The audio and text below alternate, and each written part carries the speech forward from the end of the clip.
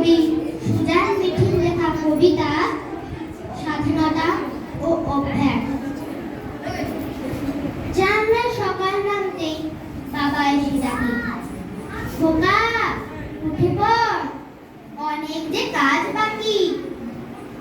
আমি টগর করে বাবাকে জিজ্ঞেস করি, কেন বাবা, আজ কি দুর্গা পূজা নাকি?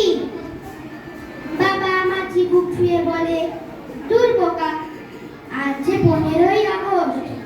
আজ সেই দিন যেদিন 200 বছরের গ্লানি মুছে গিয়ে এক নতুন সূর্য উঠেছিল, ভারতবর্ষ হয়েছিল স্বাধীন।